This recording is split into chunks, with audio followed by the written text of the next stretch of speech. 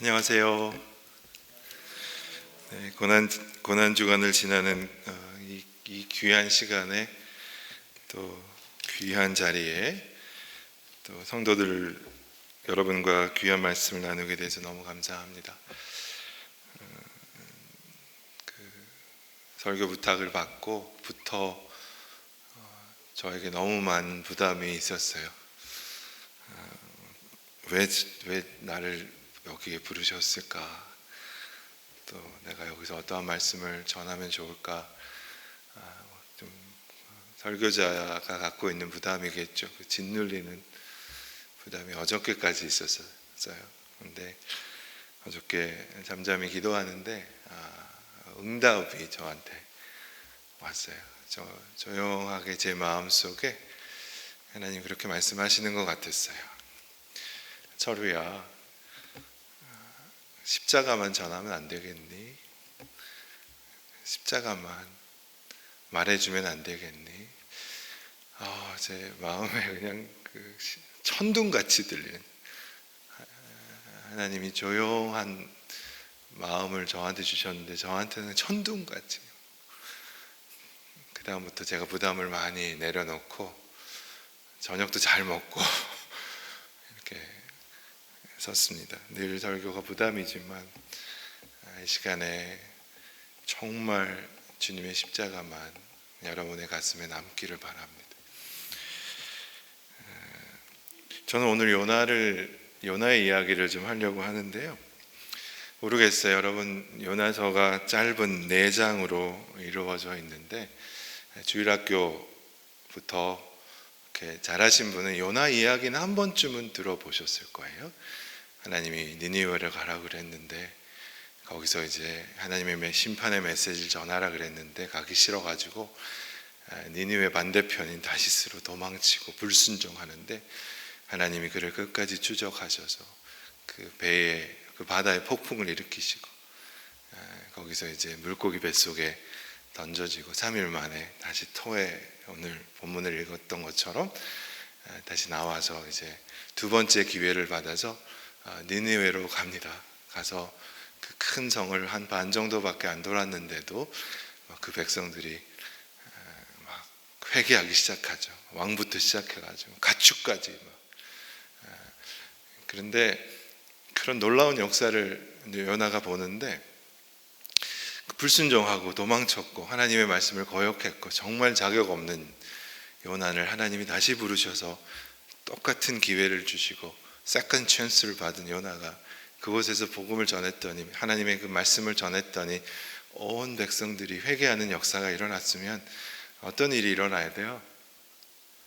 감사의 찬송. 그렇죠? 하나님 나 같은 사람도 쓰시는군요. 하나님 나 같은 이 부적격, 어떻게 보면 부족한 사람, 연약한 사람, 무너진 사람, 실패한 사람, 나 같은 사람도 하나님 쓰시는군요. 와, 저 백성들이 저렇게 하나님 앞에 나오는군요. 기뻐하고 찬양하고 축제를 벌여야 될 시간에 요한 4장을 보면 요나가 심히 노하여 이렇게 나옵니다. 심히 화가 나서 소리를 지르며 어디까지 소리를 지르냐면 차라리 죽여달라고 그럽니다. 하나님을 모르는 백성들이 하나님 앞에 돌아오는 자기의 부족한 메시지를 듣고 하나님이 주신 메시지를 선포했을 때 돌아왔는데 죽고 싶다는 거예요. 차라리 죽여주세요. 여러분, 이 요나가 이해가 되십니까? 저는 아무리 몇 번을 읽었는데도 이 요나가 이해가 안 되더라고요. 어떻게 이럴 수가 있을까? 어느 순간 이 요나가 너무나 정확하게 이해가 되기 시작했어요. 언제냐면 그런 마음이 저 안에 들어오는 순간 이 요나의 스토리는 너무나 명확하게 이해가 되더라고요. 그거는 그거였어요. 요나의 이야기는 나의 이야기다 라는 깨달음이었어요. 요나는 아무리 봐도 저하고 똑같더라고요. 그리고는 요나서를 다시 읽으니까 요나서가 너무나 분명하게 이해되고 있더라고요. 그래서 이건 제가 어떤 목사님한테 배웠는데요. 재밌어가지고 아직도 기억하고 있는데 마스크를 쓰고 계시지만 또 온라인으로 보고 계신다고 그러는데요. 한번 저를 따라해 주세요. 네, 요 나 같은 사람. 시작. 요 나 같은 사람. 이 요나하더라고요. 목사님이 너무나 기발하신 것 같아요. 요 나 같은 사람이 요나하더라고요. 오늘 제가 요나의 이야기를 하려고 합니다. 십자가에서 처음부터 다시 이런 마음으로 들으시면 좋겠습니다. 나의 이야기로 들으시면 좋겠습니다. 요나의 이야기가 아니라 나의 이야기로. 오늘 읽은 본문은 도망자 요나가 지금 물고기 뱃속에서 드리는 기도죠. 그런 생각 해보신 적 없는지 모르겠어요. 물고기 뱃속에 들어갔던 경험은 어떤 경험일까? 한번 상상해 보셨어요? 이게 그냥 그 페리테일 같은 무슨 이솝 우화 같은 스토리가 아니잖아요. 실제로요. 제가 구글을 찾아봤어요. 실제로 1891년 아르헨티나 포틀랜드라는 바다 근해에 향유고래라는 어마어마한 이 사이 사람이 통과할 정도로 어마어마하게 큰 고래인데 그 고래가 삼킨 한 사람이 있었어요. 고래 뱃속에 약 15시간 정도 있었는데 옆에 있는 친구 선원들이 사투를 벌려서 그를 고래 뱃속에서 꺼냈어요.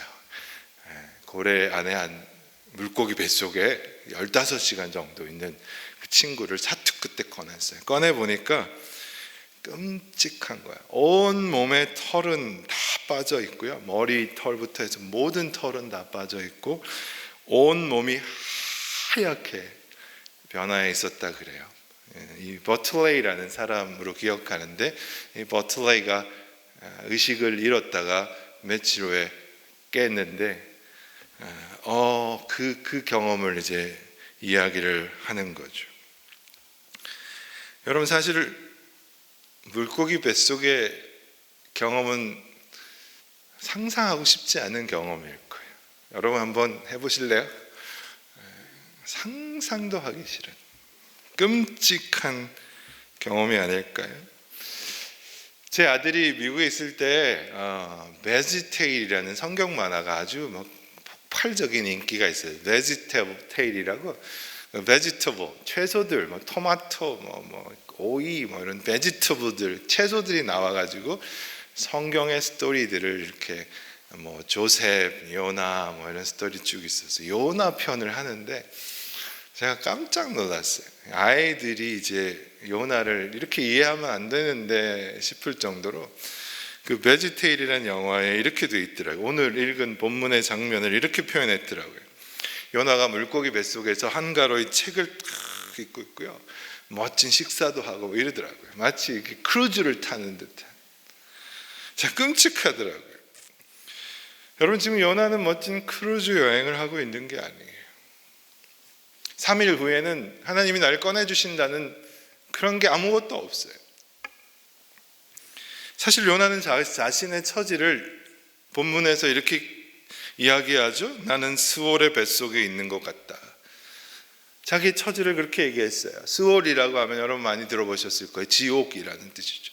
나는 지금 내가 경험하고 있는 것은 마치 지옥 바닥에 내려간 것 같은 심정이라는 거죠. 4절, 5절 우리가 읽었지만 거기서도 자신의 모습을 적나라하게 이렇게 표현합니다. 자신의 머리가 바다의 풀, 머리로 막 다 엉켜져 있다는 거죠. 엉망이 돼 있다는 거죠. 6절에는 이렇게 얘기하죠. 내가 산의 뿌리까지 내려갔사오며 그 땅이 그 빗장으로 나를 오랫동안 막았사오니. 이 상황은 뭐죠? 마치 감옥에 있는 듯한 상황이에요. 막 빠져나가려고 막 애를 쓰는데 여기서 뭘 막고 있는 거예요. 틀이 막고 있는 거죠. 꼼짝도 못하는. 이러다가 마지막은 죽는 것밖에 없는 거죠. 지금 이 상황은 차라리 빨리 죽는 게 나을 것 같은 상황인 것 같아요. 언제 죽을지도 모르죠. 정말 물고기 뱃속에서 나갈 수 있을 건지. 이런 얘기를 하니까 우리 아내는 또 이 본문을 아주 또 제가 몰랐던 이제 하나의 오감을 알려주는데 제 설교를 우리 아내는 늘 먼저 읽거든요.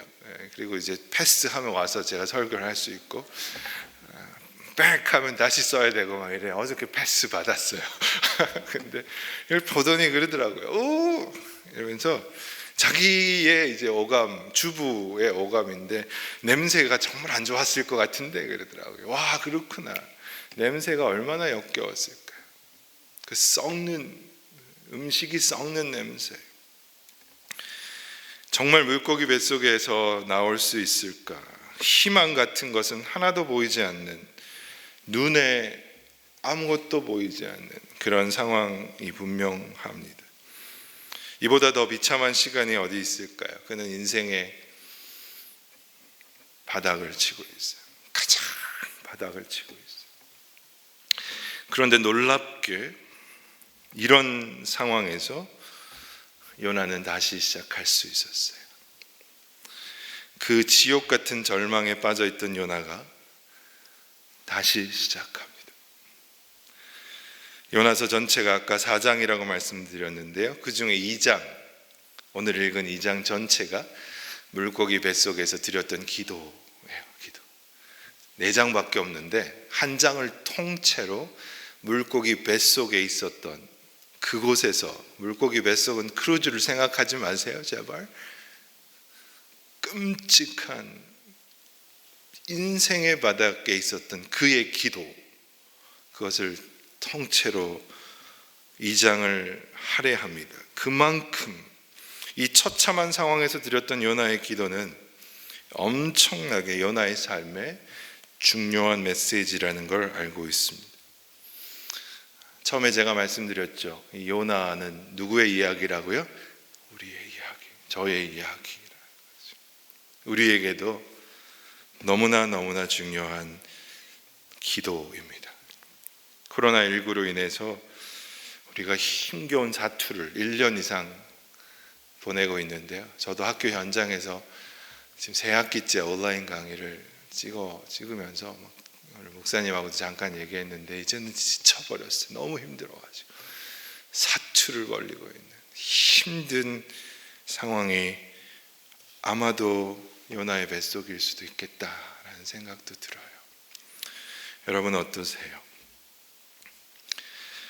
도대체 요나가 그 처참한 인생의 바닥, 불순종하고, 여기 아까 읽었지만 하나님 앞에서 쫓겨난 것 같고, 이제 인생이 끝난 것 같고, 젊은이들이 이런 말 하죠. 망했다, 폭망, 완전히 내 인생이 망한 것 같은 그 자리에서 도대체 무슨 기도를 드렸길래, 그가 무엇을 하나님 앞에 기도했길래 그가 다시 시작할 수 있었을까? 오늘 저는 그 이야기를 나누려고 그래요. 본문 1절은 이렇게 시작합니다. 요나가 물고기 뱃속에서 그 하나님 여호와께 기도하여. 한국말로는 그냥 요나가라고 시작합니다. 하지만 히브리어 원어를 보거나 영어 성경 가운데 킹 제임스 버전을 펼쳐보면 요나 앞에 한 단어가 더 있습니다. 댄이라는, 댄 조나 이렇게 됐습니다. 댄이라는 말은 무슨 뜻이냐면요, 그때야 비로소, 이런 말입니다. 그때야 비로소, 댄 조나 되어 있습니다. 무슨 말이에요? 그때야 비로소 요나가 기도했다는 말이에요. 사실 1장을 아무리 뒤져봐도요, 여러분 1장을 샅샅이 뒤져보세요, 요나가 기도했다는 말이 전혀 나오지 않습니다. 오히려 누가 기도했는 줄 아세요? 막 폭풍이 치고 막 그냥 폭풍우가 치고 배가 뒤집힐 것 같으니까 누가 기도했는 줄 아세요? 요나는 사실은 밑에서 쿨쿨 자고 있었어요. 누가 기도했냐면 이방인들이 기도했어요. 자기의 신들에게만 구하다가 막 쿨쿨 자고 있는 요나를 누가 깨우는 줄 압니까? 이방인들이 깨웁니다. 하나님을 모르는 이방인들이 좀 깨워서 너희 신에게도 기도해 보라고 막 그럽니다. 요나는 자고 있어요. 요나는 니느웨로 가라는 하나님의 명령을 받죠. 그리고 하나님의 말씀에 불순종하고 하나님 말씀을 거역하고 완전히 반대 방향으로 가는, 다시스로 가는 배를 타기로 선택합니다. 그때도 그는 기도하지 않았어요. 바다가 그를 삼키려고 폭풍이 일었을 때도 그때도 그는 기도하지 않았어요. 그는 왜 이제서야 기도하기 시작했을까요? 왜 조나 지금에야 비로소 그는 기도하기 시작했을까요? 2절에 그의 마음이 나옵니다. 2절에 그렇게 요나는 이렇게 말하고 있죠. 내가 받는 고난으로 말미암아, 내가 받는 고난으로 말미암아 내 여호와께 불러 아뢰었더니. 그러니까 고난의 자리가 요나로 하여금 기도하게 만들었어요. 하나님은 그가 기도하지 않고는 안 되는 자리로 끌고 가신 것입니다. 요나의 기도를 보면서 그런 마음이 살짝 들더군요. 요나가 왜 이제서야 기도를 배웠을까? 요나가 조금만 더 일찍 기도했더라면, 다시스로 가는 배를 타기로 선택하기 전에 기도했더라면. 설교를 준비하면서 then이라는 단어가 제 심장을 때립니다. 그때야 비로소. 제가 아까도 말씀드렸어요. 요나의 이야기는 내 이야기. 우리는 아무리 봐도 요나와 별로 다르지 않더라고요. 고집불통이죠. 여러분은 아니고 제가 그런 거죠. 고집불통이죠. 고집스럽죠. 교만하고 하나님의 뜻을 입으로는 늘 이야기하지만 하나님의 뜻대로 하십시오, 하나님의 뜻을 찬양을 통해서 기도할 때 수십 번 얘기하지만 언제나 내 마음 깊이는 늘 제 뜻이 먼저일 때가 많잖아요. 제 자신을 봐도 그래요. 제가 당하는 크고 작은 고난이 저를 기도하게 만들더라고요. 철우더라고요. 물론 평소에 기도의 시간을 지키려고 부단히 노력해요. 여러분 저를 그렇게 무시하지 마세요. 그런 무시하는 눈으로 저 목사님 기도 안 하는구나. 여러분보다 기도 못할지 모르겠지만 저도 개인적인 기도의 시간을 지키려고 무단히도 노력해요. 무단히 노력합니다. 그런데요, 뭔가 계획대로 일이 풀리지 않을 때, 어려운 일이 생길 때, 그때야 비로소 간절히 기도하기 시작하더라고요. Then Jonah, 그때야 비로소 요나가, 이건 우리 모두의 이야기가 맞습니다. 제가 지금 백석상담센터 학교 안에 있는 센터의 소장으로 섬기고 있는데요, 하나님의 은혜로 잘 성장하고 있어요. 많은 내담자들이 매 학기마다 몰려오고 있어요. 교직원들뿐만 아니라 외부인들도 참 많이 와서 회복하고 그러고 있어요. 참 감사한 일이죠. 평소에 센터가 별 문제 없이 잘 운영돼요. 그리고 하나님 앞에 늘 감사하는 기도를 하지만 가끔 위험한 일이 터질 때가 있어요. 자살 시도하는 그런 전화가 새벽에 걸려오기도 하고, 자해를 시도하는 내담자들이 막 있기도 하고, 정서적인 여러 가지 장애를 가진 학생들이 막 센터에 이상한 메일을 보내기도 하고, 그런 문제 행동들이 막 오게 되면 평소에도 제가 센터를 위해 기도한다니까요. 제발 좀 믿어주세요. 평소에 소장으로 하나님 옆에 간다니까요. 하지만 정말 그런 일들이 생길 때, 그때야 비로소 제가 소장으로 하나님 앞에 부르짖기 시작하더라고요. 매달리기 시작하더라고요. 이런 기도가 그냥 나오는 거예요. 하나님 불쌍히 여겨주세요. 아멘. 하나님 불쌍히 여겨주세요. 하나님 제발 나를 좀 살려주세요. 하나님이 붙잡아 주시지 않으면 하나님이 우리 센터를 붙잡아 주시지 않으면, 하나님이 우리 상담자들을 붙잡아 주시지 않으면, 하나님 없으면 죽어요. 이 기도가 나오기 시작합니다. 아까 우리 찬양 인도하시는 우리 집사님이신지 인도자의 기도가 제 마음에 막 와요. 십자가 붙들게 해주십시오. 하나님, 우리가 십자가와 너무 멀리 떨어져 있었습니다. 신앙생활도 했고 예배생활도 했고 기도생활도 했지만 그 험한 십자가에서 너무 멀리 떨어져 있었어요. 십자가 붙들게 해주세요. 그 외침이 제 마음이 얼마나 움직이는지. 설교자가 은혜 받았으면 됐잖아요. 그냥 그리고 은혜 받고 집에 가고 싶었는데 또 여기 섰죠.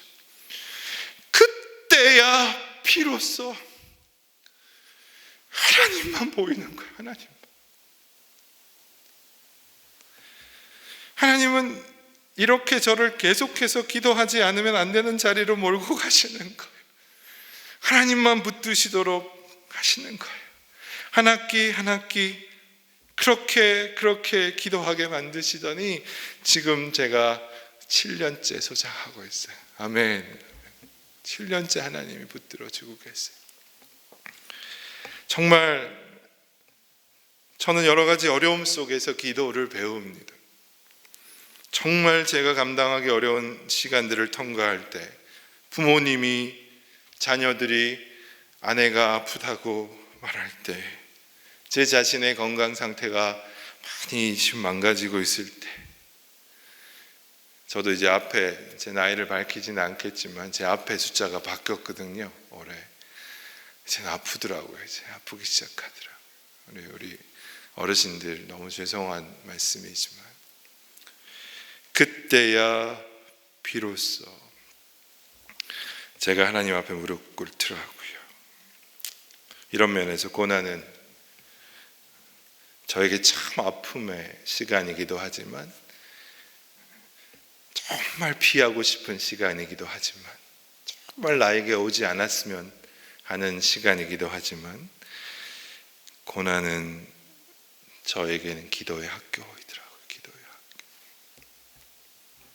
저는 고난 속에서 기도를 배웁니다.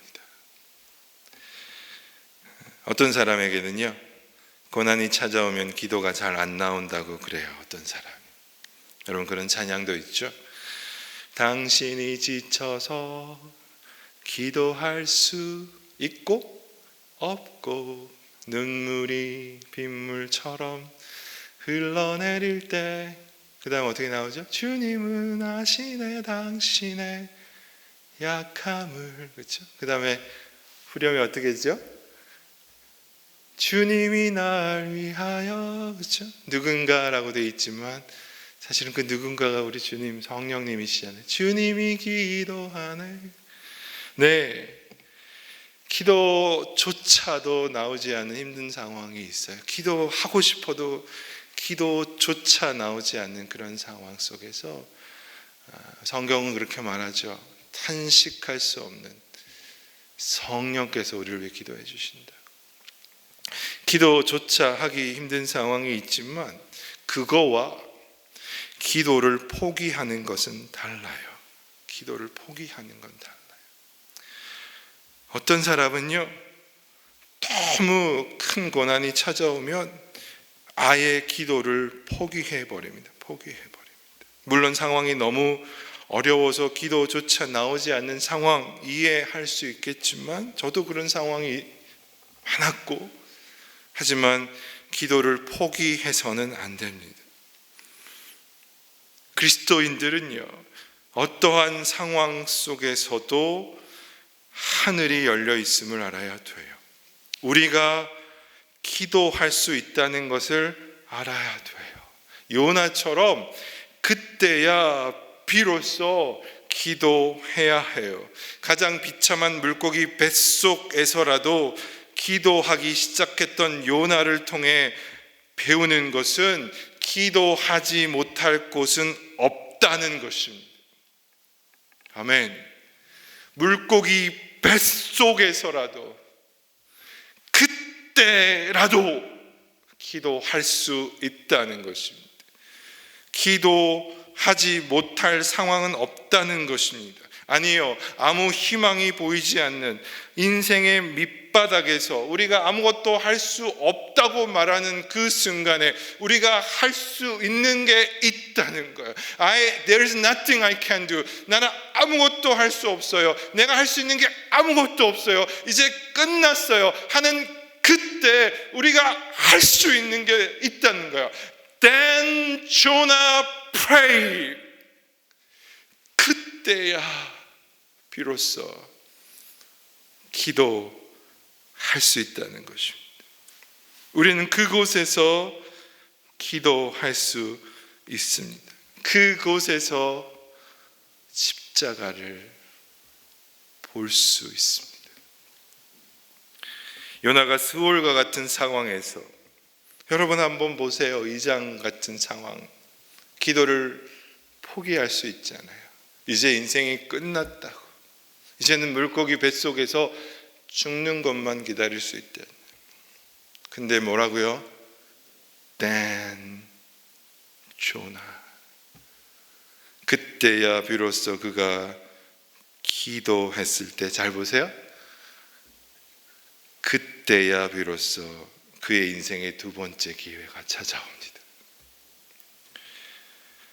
우리의 삶 마찬가지라고 생각해요. 그때야 비로소 우리가 기도하기 시작할 때, 그때야 비로소 하나님이 우리 안에 새로운 일을 시작하십니다.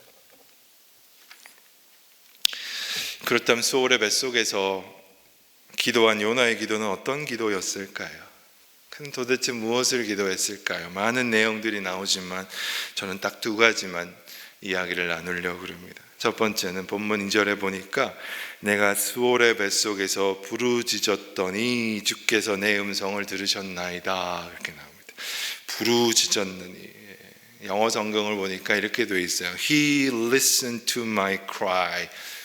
부르짖었더니 주께서 내 음성을 들으셨다, 이렇게 번역되어 있는데요. 영어 성경을 보니까 He listened to my cry. cry라는 말은 아시죠? 울음이죠. 울음. cry. 하나님이 그의 울음을 들으셨다, 그런 거지. 요나는 그냥 조용히 마음으로 기도한 게 아니라 crying, 울부짖었어요. 완전히 무너진 절망 속에서 그를 다시 시작하게 한 기도는 crying이었어요. crying, 울부짖는 기도였어요. 여러분, 울부짖는 기도하면 우리는 쉽게 이런 장면을 떠올립니다. 수련회 때 막 쥐야 삼창하고 막 난리치면서 막 점프하고 막 쥐어 삼창하고 막 또 산기도 가면 어떻게 하면 뭐 이렇게 옆에 나무 뽑으라 그러고 막 나무 뽑고, 전 청년 때 산기도 가가지고, 전 그때 너무나 순수한 청년 철우였기 때문에 오늘 뭐 하나 안 뽑으면 집에 못 간다 그래가지고요, 막 기도는 안 하고 막 그거 뽑느라고 막 결국은 못 뽑고 그냥 막 땀만 뻘뻘 흘리고 집에 못 갔던 그런 경험도 있고 막 그래요. 그게 울부짖는, 와 소나무 뽑는 기도 뭐 이런 게 울부짖는 기도가 아니에요. 요나의 cry는 막 목청을 높이고 막 쥐어 삼창하는 기도만은 아닐 거예요. 제가 어떤 목사님의 설교를 듣는데, 요나서 설교를 듣는데 이분이 이 cry를 이렇게 설명하시는데 제가 동의했어요. 그리고 은혜를 참 많이 받았어요. 그 목사님이 이렇게 설명하시더군요. 우리가 하나님 앞에 부르짖는다는 것은 그냥 막 소리를 지르는 울부짖음보다는 우리가 살아왔던 삶을 처음부터 다시 살펴보면서 하나님 앞에 다시 서는 기도이다. 이 요나의 울부짖음은 목청을 높이는 그런 것보다는 그의 삶을 처음부터 다시, 오늘 제가 그 말씀의 제목을 십자가 앞에서 처음부터 다시라고 정해봤는데요, 처음부터 다시 그의 삶을 살펴보고 하나님 앞에 서는 기도이다, 그렇게 설명하시더라고요.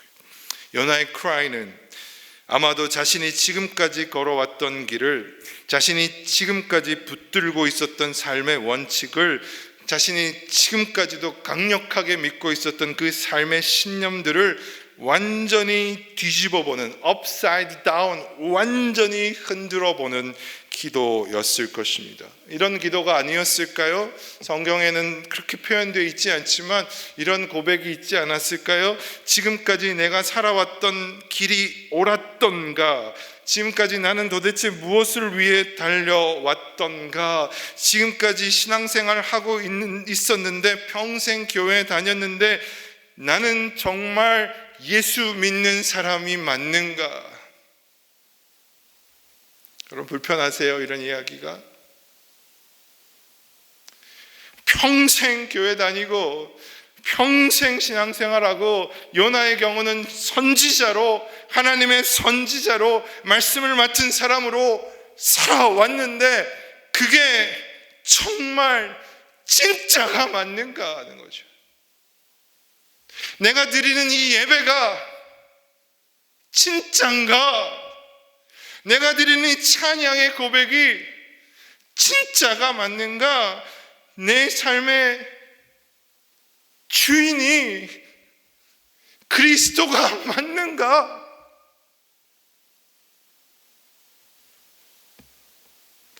내가 가진 이 믿음이 진짜가 맞는가? 처음부터 다시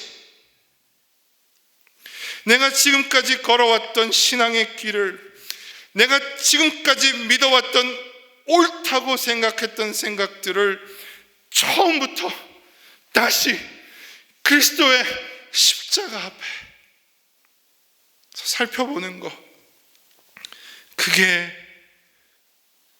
크라이가 아니었을까?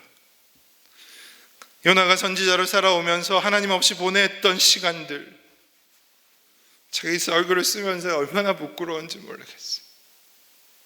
저는 목사로 살다가 또 한국에 와서 교수로 사는데, 목사의 직책, 교수라는 직분 감당은 했지만 하나님 없이 했던 모든 시간들, 하나님 없이 했던 모든 일들, 그것이 모두 거짓이었다고 솔직하게 고백하는 시간, 아무것도 보이지 않는 상황 속에서, 아무 희망이 없는 그 자리에서 그는 하나님 앞에 울었어요. 그는 아마 큰 소리로 외칠 힘도 없었을 거예요.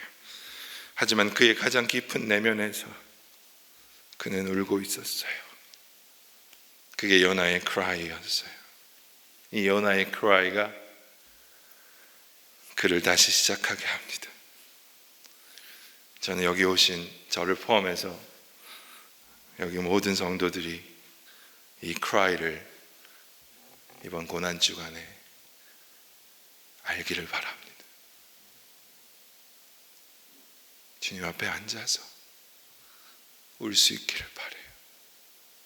처음부터 다시, 처음부터 다시 내 뜻 내려놓고 처음부터 다시 내 삶을 한번 뒤집어서 처음부터 다시 내 부부관계 다시 뒤집어서 처음부터 다시 내가 예수님을 처음 만났던 그 첫사랑, 그 예배 시간마다 감격해서 울었던 그 시간, 제가 이 설교를 준비하면서 그때가 떠오르더라고요. 예배를 한번 드렸었는데 처음부터 끝까지 울었던 예배가 있어요. 마음이 가난한 자는 복이 있나니, 그 산상수훈의 설교를 듣는데 마음이 가난하다는 말의 뜻이 I am broken, 내가 다 완전 은행 파산된 그 모습을 말씀으로 보여주시는데 제가 시작부터 끝까지 계속 울었어요. 하나님, I am broken. 하나님, 나는 파산한 사람입니다. 주님의 십자가가 없었다면, 주님의 은혜가 없었다면 나는 파산. 펑펑 울면서 이 맨 앞자리에 앉아가지고요. 아마 설교하는 목사님이 막 좀 황당하셨을 거예요. 황당. 멀쩡하게 양복 입고 있는 제 무슨 죄를 많이 졌길래 저렇게 울고 있나 그랬을 거예요. 여러분 또 저를 무시하지 마세요. 제가 그렇게 죄 많이 지은 사람 아니에요. 그때로 다시 돌아가고 싶어요. 그때.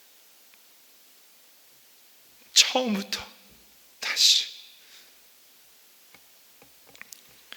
하나님의 말씀이라면 내 생각과 달라도 내 뜻과 달라도 그렇게 살겠습니다 라는 결단, 그게 cry라는 거예요. cry. 어떠한 상황 속에서라도 나의 삶의 주인이 예수 그리스도라는 고백이 바로 cry인 거예요. cry. 여러분 우리는 이때까지 하나님의 말씀을 들을 때 늘 취사 선택하며 듣지 않았나요?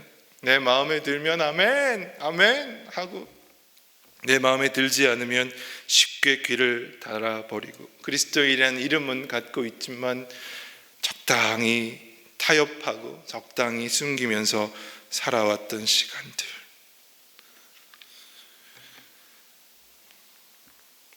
요나는 물고기 뱃속에서 이렇게 기도하는 거예요. 하나님 이제는 도망치지 않겠습니다.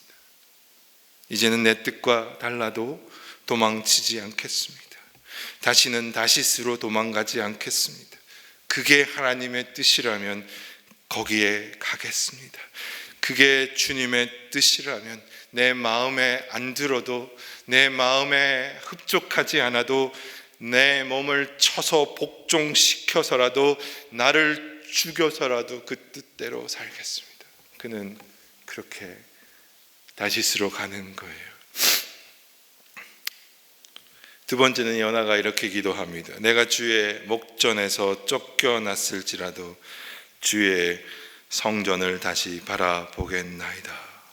4절 말씀이죠. 내가 말하기를 내가 주의 목전에서 쫓겨났을지라도 다시 주의 성전을 바라보겠나이다. I will look again toward your holy temple.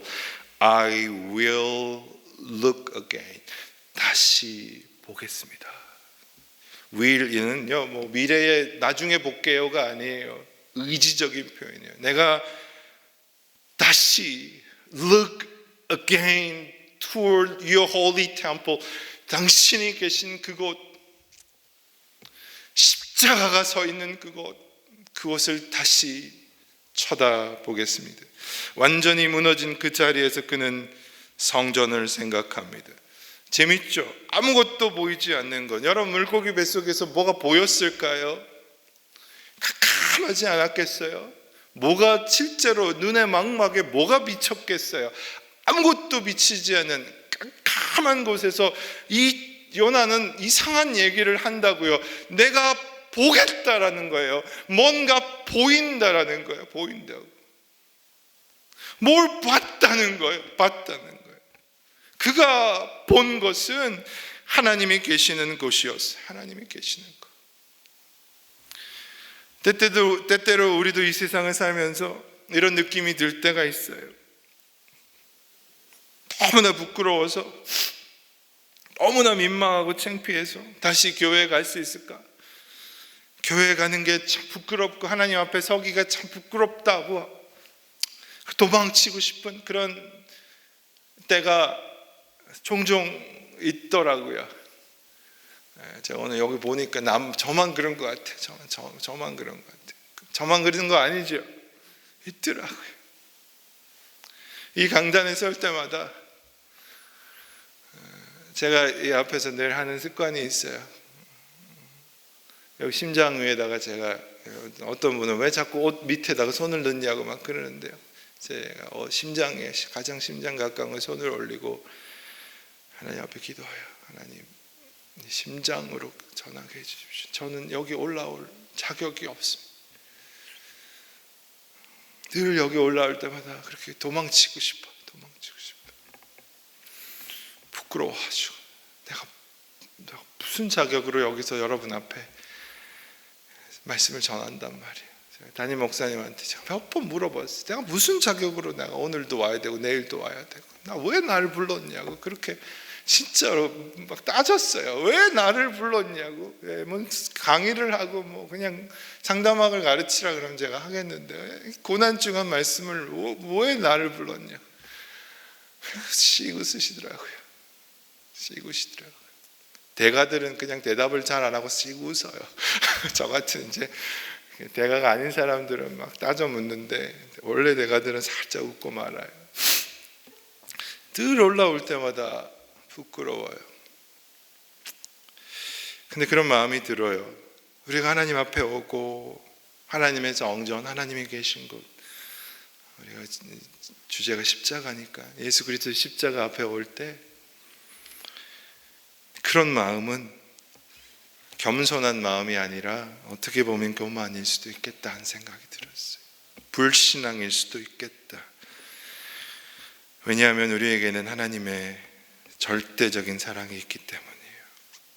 우리에게는 우리가 어떠한 형편에 있어도 다시 바라볼 십자가가 있기 때문이에요. 십자가. 솔로몬이 성전을 봉헌한 후에 모든 백성 앞에서 이렇게 기도합니다. 주의 종과 주의 백성 이스라엘의 이곳을 향하여 기도할 때에, 이곳을 향하여, 이 성전을 향하여 기도할 때에 주는 그 간구함을 들으십시오. 그리고 뭐라고 기도하냐면, 솔로몬이 들어보세요. 만일 주의 백성 이스라엘이 주께 범죄하여 적국 앞에 패하게 될 때에, 요나와 같은 상황 아닙니까? 주님께 범죄해서 완전히 전쟁에서 패했을 때에 이렇게 기도합니다. 주의 이름을 인정하고 주께로 돌아와서 이 성전에서 주께 빌며 간구하거든. 들어보세요. 주는 하늘에서 들으시고 주의 백성 이스라엘의 죄를 사하십시오. 그들이 주께 범죄함으로 주께서 그들에게 진노하사 그들을 적국에서 넘기시면 적국이 그들을 사로잡아 땅의 원근을 막론하고 끌고 간 후에, 그리고 보세요, 그들이 사로잡혀간 그 땅에서 스스로 깨닫고 그들을 사로잡은 자들의 땅에서 돌이켜 주께 간구하거늘 주는 하늘에 주는 그들의 기도를 들으십시오. 역대하 6장의 말씀이에요. 이스라엘 백성이 하나님의 법을 어기고 도망한 죄인으로 적국에 망하고 사로잡혀 가고 완전히 인생이 끝났을 때 성전을 기억하고 주가 계신 그곳을 기억하고 그가 돌이켜 그곳을 향하여 기도하거든 하나님이 들으신단 말이에요. 하나님이 그들을 용서하시고 그들을 다시 회복시키신다는 것이지요. 주의 존전에서 쫓겨나고 도망친 죄인으로 지옥과 같은 비참한 상황에 있을지라도 다시 주의 십자가를 바라고 기도하면 주님은 들으신다는 말입니다. 여러분 믿으십니까? 따지고 보면 우리도 요나처럼 도망자이에요. 기회만 되면 하나님의 법을 어기고 도망하려는 자들이죠. 아무리 발버둥 쳐도, 우리 안에 있는 죄성 아무리 발버둥 쳐도 우리 안에 있는 분노, 두려움, 불안, 교만이 나를 사로잡을 때가 얼마나 많이 있냐고요. 요나처럼 그렇게 깊은 영혼의 나락에 빠져서 한숨을 쉬고 있었던 때가 얼마나 많이 있냔 말이에요. 지금도 내 자신을 바라보면, 내 삶의 문제를 바라보면 얼마나 많이 속상할 때가 있냔 말이죠. 얼마나 많이 울고 불며 하나님 앞에 기도한 적이 많이 있는 거죠. 오늘 주시는 말씀이에요. 이런 절망적인 상황 속에서, 아무것도 보이지 않는 곳에서, 지옥과 같은 곳에서라도 보이는 게 있습니다. 스월의 벗 속에서도 보이는 게 있습니다. 나를 대신해서 피 흘리신 그 십자가, 그 주님이 보입니다. 다시 얘기할게요. 나를 대신해서 십자가 지신 그 피 흘리신 주님이 보입니다. 성경은 우리에게 분명히 말하죠. 예수님이 서셨던 저 십자가는 우리가 서야 했던 자리였어요. 예수님이 당하셨던 조롱, 수치, 굴욕, 채찍질은 우리가 당해야 되는 것이었어요. 여러분, 이 말 들으면 불편하세요? 내가 뭘 그렇게 잘못했다고? 저는 그런 생각해요. 이 말을 인정할 수밖에 없어요. 왜냐하면 겉모습은 제가 꽤 괜찮아 보이죠. 아니라도 뭐 그렇게 해주세요. 옷도 오늘 넥타이도 얼마나 신경 쓰고 왔냐. 윤 목사님보다 더 멋있게 보이려고 제가 최선을 다해서 왔는데 겉모습은 꽤 괜찮아 보이는데 내 내면의 실체를 여러분에게 보여준다면 내 안에 있는 온갖 더러운 생각들, 추하고 더러운 악한 생각들, 나의 속셈들을 여러분에게 보여준다면 여러분 그냥 비웃으실 거예요. 저만 그럴까요? 우리의 실체를 다른 사람이 볼 수 있다면 겉모습 말고 진짜 내 속을 보여준다면 다른 사람들이 이렇게 얘기하지 않을까요? 네가 그러고도 교회를 다니니? 네가 그러고도 목사니? 네가 그러고도 대표 기도를 한다고? 네가 그러고도 교회에서 봉사한다고? 우리를 아무리 욕하고 우리를 아무리 조롱해도 별로 할 말이 없다는 것을 인정할 수밖에 없어요. 그런데 이럴 때마다 우리 마음을 비추는 진리가 하나 있어요. 절대로 변하지 않는 진리. 그것은 나를 대신하여 조롱받으신 분이 있다는 것입니다. 내가 져야 할 십자가를 대신 지신 분이 있다는 것입니다. 너무나 부끄러워서 하나님 앞에 고개를 들 수 없을 때, 내 모습을 봐도, 내 환경을 봐도, 내 자신을 봐도 너무나 부끄러울 때, 그리고 이렇게 오늘처럼 예배에 와서 또 주님의 십자가를 바라볼 때 우리 속에서 너무나 분명하게, 너무나 당당하게, 확신 있게 들리는 목소리가 있다는 것입니다. 내가 너를 대신해서 너의 죄의 값을 다 치루었다 하는 것입니다. 십자가 위에서 주님이 말씀하십니다. 다 이루었다. 무슨 말이에요? 다 값을 치렀다 이 말이에요. 아멘. 우리가 치러야 될 값을, 그 죄의 값을, 그 조롱, 채찍질, 침뱉음, 부끄러움을, 수치를 다 치루었다 그러시는 거예요. 그 십자가에서 다시 나를 만나 주시겠다는 거예요. 누가 뭐라 그래도 나는 너를 사랑해.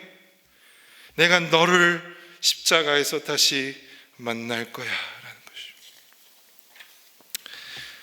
설교를 마무리해야 될 시간이 다 온 것 같아요. 제가 청년 때에 한 목사님의 설교를 들었는데요, 아직도 제 심장에 박혀 있어요. 그 목사님이 이런 이야기 하셨어요. 한번 따라해 주시겠어요? 마스크를 쓰고 계시지만, 주님의 보혈은 마르지 않습니다. 주님의 보혈은 마르지 않습니다. 제가 20년도 더 전에 들었던 이야기인데 제 심장에 그대로 박혀 있어요. 2000년 전에 십자가에서 흘리신 보혈 이것만 지금도 마르지 않는다는 것입니다. 내가 넘어져서 하나님, 내가 또 이런 문제로 넘어졌네요. 또 실패했네요. 그렇게 회개했는데도 또 이 문제가 나를 괴롭혀서 이렇게 주저앉아 있네요.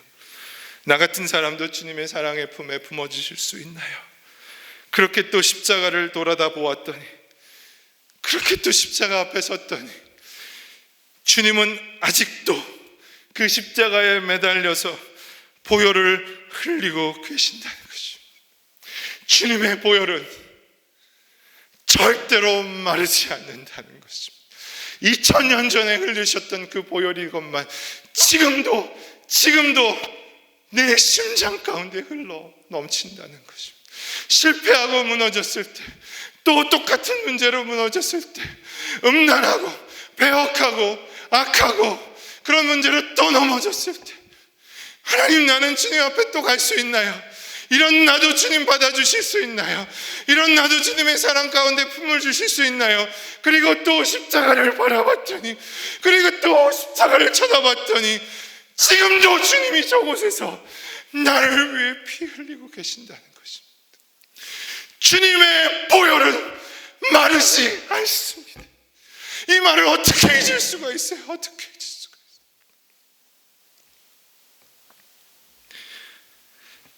이 고난주간을 지나면서 여러분 꼭 기억하면 좋겠어요. 저와 여러분을 위해 흘리신 그 보혈은 절대로 마르지 않습니다. 절대로 마르지 않습니다. 주님은 절대로 여러분을 포기하지 않습니다. 제가 내일 여러분에게 드리고 싶은 말씀이에요. 절대로 주님은 여러분을 포기하지 않습니다. 지옥과 같은 아무것도 보이지 않는 곳에서 우리를 대신하여 피 흘리신 그 십자가에서 주님은 다시 만나신다는 것이죠. 로마서 8장에 오늘 우리가 찬양도 했죠. 내가 확신하노니 사망이나 생명이나 천사들이나 권세자들이나 현재일이나 장래일이나 능력이나 높음이나 깊음이나 다른 아무 피조물이라도 우리를 우리 주 예수 그리스도 안에 있는 사랑에서, 여기는 아멘 한 번만 해주세요. 준비할게요. 제가 뭐 아멘에 강요하고 이런 목사는 질달 아닌데 한 번만 해주세요. 우리 주 그리스도 예수 안에 있는 하나님의 사랑에서 끊을 수 없느니라. 아멘, 아멘, 아멘. 어떠한 것, 그 십자가에 우리의 소망이 있습니다. 그 십자가에서 우리의 능력이 있습니다. 그 십자가에서 우리는 다시 시작할 수 있습니다. 요나가 물고기 뱃속에서 다시 시작했던 것처럼, 말씀에 불순종하고 도망쳤던 요나가 지옥의 밑바닥같이 내려가는 완전히 무너진 경험 속에서 그는 다시 시작하는데, 첫 번째로 요나는 그때야 비로소 기도하기 시작했고, 처음부터 다시 하나님 앞에 부르짖는 기도를 하고, 아무것도 보이지 않는 절망의 자리에서 주의 성전을 바라보죠. 그 요나의 기도는 가장 낮은 곳에서 한 것이지만 가장 높은 하늘에 도달했어요. 그때 하나님은 요나를 명하여, 물고기에게 명하여 요나를 토하여내게 하십니다. 새로운 사명, 새로운 시작을 주십니다.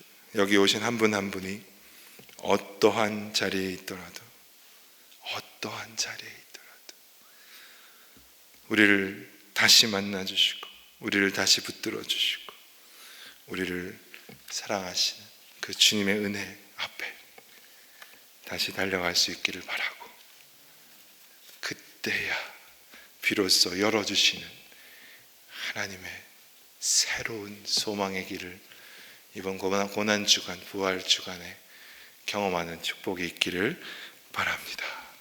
한 가지만 제가 기도 제목을 드리고 우리 기도 순서 갖겠습니다. 여러분, 요나의 크라이를 회복할 수 있기를 바랍니다. 이번 고난주간을 지나면서 하나님 앞에 다시 한번 서십시다. 처음부터 다시